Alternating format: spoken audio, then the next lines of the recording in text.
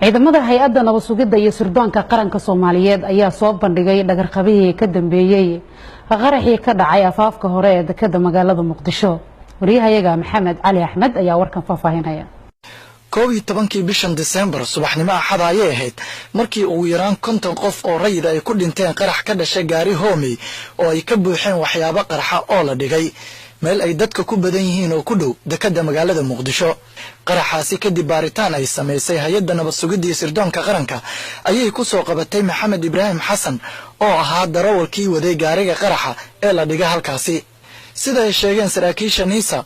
iyagoo isticmaalaya qalab baaritaan oo casri ah waxa uu suuro galay in ninkan ay ka soo qabtaan deegaanka lambar 50 ee gobolka Shabeellaha Hoose oo uu ku dhulmaaleysanayay. bartilmaameedka ayaa ahaa in gaariga qaraxa lagu dhufto dekedda kadibna ay gudaha u galaan 5 nin oo hubeysan oo ku socday gaari taxi kuwaasi oo dusha kala socday gaariga qaraxa. hase ahaatee wadaha ayaa qaatay go'aan ka duwan midkii uu siiyay horjoogihiisa ee ahaa weerarka dekedda isagoo gaariga dhigay halka ay dadka shacabka ku dhinteen oo ah wada dhinaca ku haysa dekedda sida uu sheegayo Maxamed Ibraahim Xasan oo ka dambeeyay qaraxa. lix qofood ahaanay oo American aween oo dhahan aadan cali oo ku magac dheernow Muqdisho waxaan soo galnay waxaan soo marnay dadkan hoos oo daafada soo qaadnay oo bariga soo qaadnay saasoo soo galnay kalisiyan soo galnay wadada soo galnay habeenku hadda ay tahay aan soo galnay subax ahla soo baxna asniinta ay tahay aan soo galnay gaariga asoo dhagnay Muqdisho oo dekamada oo xamar asoo galinay laba gaari aan kala saarnay mid taxi amid iyo waxaan kala saarnay aasada wali taxi oo ka saarnay maxaa lagu yiri markaa adiga maadaama caasiga awood meeyeen jooga dhaxdhigay dhaheen meeyeen meesha oo degad ah oo gaarka lama gowisa dhan dhigay meeshan ku baakan baa gaari habeen waxa saybar ay tahay markii isbaa masbadil uu ka bedel maan aan ku sheekay oo soo jarmid laakiin ma ku laakiin ma kharax subaxda maqlay meeshan ku baakan gaariga subaxda habeenkii illa ma dhaxdhigay go'aankii aan dhaxdhigay go'aankii ma ay soo dhigay ahayd go'aankii waxaan ka la meesha oo lama oo shirkadda oo degad inaan dhigo meeshan ku baakan dhammaan ku baakan habeenkii waa isniinta ay tahay ila meeshan dhigo subaxda leena oo danta ay fulistaan go'aankii aan asaasan aan niidii kala leeyahay. gaariga qaraxa ayaa laga soo abaabulay deegaanka Janaale ee gobolka Shabeellaha Hoose iyada oo Maxamed nolosha in ka badan 50 qof uu dhaafsaday 300 oo shilinka Soomaaliga ah sida isagaba uu qiranayo. kan la iku ah maan soo kan gaari iku ah gaari kan soo wada maanta ma jirto halkan gaari iku ah asaga iku ah aan soo wada maanta Muqdisho soo galiyo degada aan dhigay oo degada Muqdisho aan dhigay iku ah gaari kan soo wada wax ka fliisay saddex bool Soomaaliya sidii aan ku wada baan bas waan dareemay waan la socday laakiin dibku maanta oo kharaas oo maanta barkan gaari iku ah maqrax maanta baaras aan soo wada kala mala jirin halkan gaari iku ah marka gaari aan ku arkan waa asxood aan iska daayay bale Muqdisho aan soo dambugal Muqdisho diin ahaan waxaan aaminsanaa in ku diin diinta bay fulnaa oo ku ficnaa waaday si aan iski baabiyo shaqada iski dhaafnaa shaqada oo ciidanka midaysan aan kala aan la shaqaysto. taliyaha nabad sugidda gobolka Banaadir Maxamed Xasan Faranfar ayaa ka hadlay sida ugu suura gashay in ay gacanta ku soo dhigaan ninkii ka dambeeyay qaraxii dekedda. howlgalkaani wuxuu ahaa la 12 December waxaan la beegsanay dekedda Muqdisho kabacdi ma ay suura gelin dad rayada iyo meel xero biliis agteeda ay dhigeen gaariga dhigeen Maxamed Ibraahim aan dhigay ragii kale way ka tageen hal saac iyo bar habeenimo la dhigay hal saac iyo bar subaxnimo ku qarax 57 qof ku nafuysay kabacdi waa baaritaan baa la daba galay Maxamed Ibraahim waqti dheer iyo joodi badan oo lagu baxshay kabacdi la marka tan loo daba tagay lagu soo qabtay gaarigaas markii soo hore wax ka soo baxay meesha la aado ay sheeg Janaale ayuu ka soo baxay laba baabuur ay ahaayeen labadii baabuurna waa isqarxiyay baabuur rawaanka rabay markii qarax dhaco in ay wax geystaan oo dadka laayaan suuragii ilaahay ma suuragelin subaxii dambe 56 qof ku dhimatay 8 qofna way ku dhaawacantay. Maxamed Ibraahim Xasan isagoo sabab u ahaa dhimashada in ka badan 50 qof iyo dhaawaca ku dhawaad 100 kale ayaa haddana waxa uu wali rajo ka leeyahay nolosha waxaana uu dalbanayaa cafis.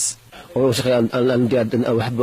al-shabaab la shaqada nabad inuu aan noqdo helada fuqo aan noqdo aan maanta oo walaalahayga oo nabadsinada maanta ay ka dhax joogo إن أفيان قدر بنا ولا ليه ما أنت أنا نفسنا أنقلي كو هاي إن أفيان أنك أصلا يا إنه هو شو ولو قال أنا أول قبطان ولا ليه ودبته قرأ ودبته وأول خذوا وسوق أول خذوا أنك أصلا ما أنت أنك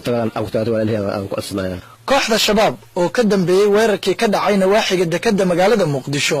ayaa sheegta mas'uuliyadda weerarada aan kala sooc lahayn ee lagu xasuuqay dadka rayidka ah. Maxamed Cali Axmed Rooraye, SNTV, abulay deegaanka Janaale ee gobolka Shabeellaha Hoose,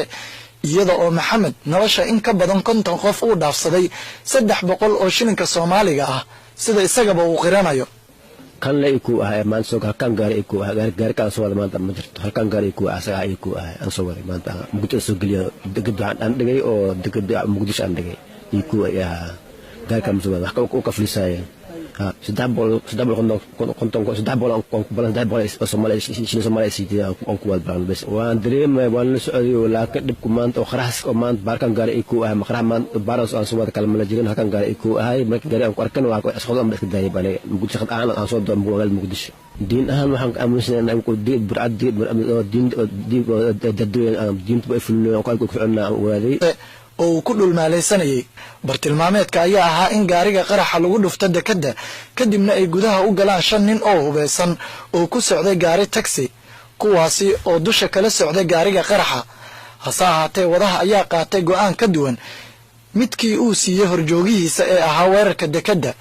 isagoo gaariga dhigay halka ay dadka shacabka ku dhinteen oo ah wadda dhinaca ku haysa dekedda sida uu sheegayo Maxamed Ibraahim Xasan oo ka dambeeyay qaraxa lix foodan ahaanay oo American aween oo dhahan aadan cali oo ku magac dheernow Muqdisho waxaan soo galnay waxaan soo marnay dadkan hoos oo daafada soo qaadnay oo biriga soo qaadnay saasoo soo galnay kalisiyan soo galnay wadada soo galnay habeenku hadda ay tahay aan soo galnay subax ahla soo baxna astinta ay tahay aan soo gaariga asoo dhagnay Muqdisho oo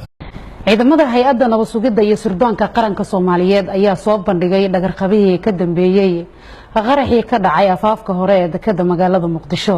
wariyahayaga Maxamed Cali Axmed ayaa warkan faafahinaya. 12 bishan December subaxnimo axad ayay ahayd markii ugu yaraan 50 qof oo rayid ay ku dhinteen qarax ka dhashay gaari hoomey oo ay ka buuxeen waxyaabo qarxa oo la dhigay meel ay dadka ku badan yihiin oo ku dhow dekedda magaalada Muqdisho.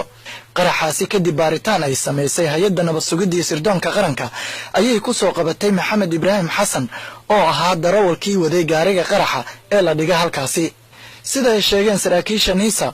iyagoo isticmaalaya qalab baaritaan oo casri ah waxa uu suuro galay in ninkan ay ka soo qabtaan deegaanka lambar 50 ee gobolka Shabeellaha Hoose dekamada oo xamar soo gelinay loo gaaraan kala saarnaa mid taxi ama iyo waxaan kala saarnaa aasada wali taxi u ka saarnaa maxaa lagu yiri marka adiga maadaama caasiga awooday may aan joogo dhex dhigay dheheen midin meesha oo deged ah oo gaarka lama goobis aan dhigay meeshan ku baakan baa gaari habeen hal saac bar ay tahay markii isbaa mas bedel maan aan ku sheekay oo soo mid laakiin ma ku laakiin ma kharax subaxda maqlay meeshan ku baakan gaariga subaxda habeenkii ilaa ma dhex dhigay go'aankii aan ciidan go'aankii ma ay soo dhigay go'aankii waxaan ka ilaa meesha oo lama oo shirkad oo deged inaan dhigo meeshan ku baakan dhamaan ku baakan habeenkii waa isniinta ay tahay ilaa meeshan dhigo subaxda leena oo danta ay flistaan go'aankii aan asaasan aan niidii kala leeyahay gaariga qaraxa ayaa laga soo siya iskii baabiya shaqada iskii dhaafina shaqada oo ciidanka midaysan aan kala shaqaysto taliyaha nabad sugidda gobolka Banaadir Maxamed Xasan Faranfar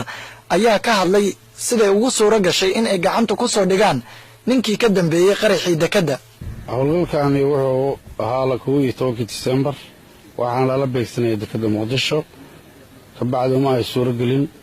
dad rayada iyo meel xarab biliis agteeda ay dhigeen gaariga dhigeen Maxamed Ibraahim dhigay ragii kale way ka tageen hal saac bar habeenimo la dhigay hal saac bar subaxnimo ugu qarax 57 qof ku nafuysay ka bacdi waa baaritaan baa la daba galay Maxamed Ibraahim waqti dheer iyo jood badan oo lagu baxshay ka bacdi la markaa tan loo daba tagay lagu soo qabtay gaarigaas markii soo hore wax soo baxay meesha la aado ay sheeg